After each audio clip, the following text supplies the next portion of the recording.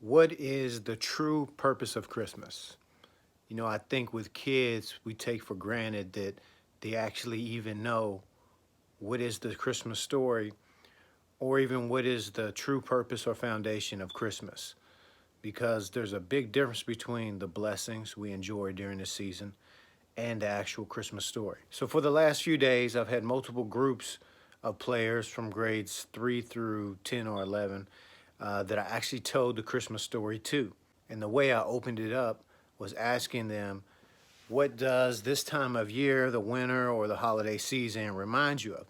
And you always hear the same things, right? You hear about family, you hear presents, Christmas time, basketball season, and inevitably usually be one or two kids that say about Jesus or the birth of Christ. So honestly, I feel obligated. I'd almost be remiss if I didn't share that story or take for granted that people know that story, especially in our culture today, that takes every opportunity put on a pedestal the blessings of Christmas without actually talking about the purpose of Christmas. And this is what I mean. When you go out, I want you to look at everything about the holidays. Very little of the advertising, very little of things you'll see in retails or department stores or on television or whatever is going to emphasize actually the birth of Christ. They'll emphasize the blessings that flow from God, but they won't actually talk about the actual purpose of it. They'll talk about family and faith. They'll talk about Christmas spirit, football, basketball. They'll talk about Santa, presents, Christmas trees. All these things are like great things. I mean, I personally enjoy all of them, honestly, but they won't actually talk about, the birth of Christ and really why it's important. So here's the two main things I said in these little devotionals I did with these players over the past few days leading up to Christmas. Number one is all good things. Every good gift and blessing flows from the hand of God.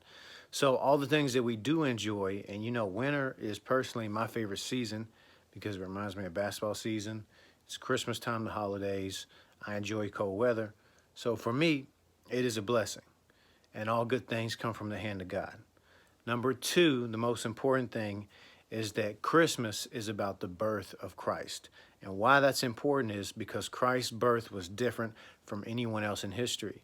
The Bible tells us he was born of a virgin, which means perfect, sinless, lived an entire life without sin. Now, why is that important?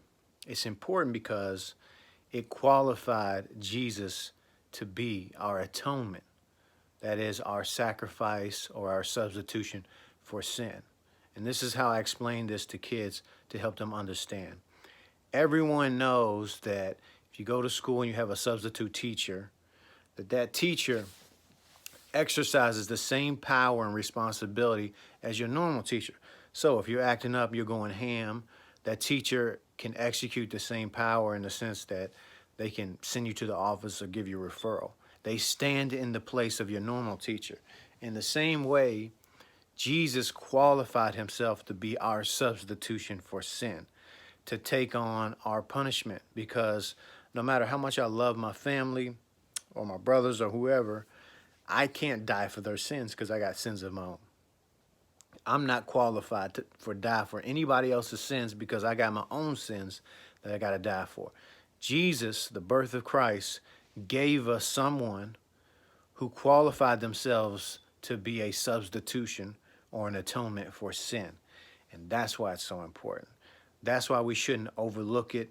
That's why we shouldn't put the blessings on a pedestal above the actual purpose and foundation of Christ and Christmas and all those good things. So that's just a way I can easily remind players and hopefully remind you of the blessing of Christmas. So, Merry Christmas.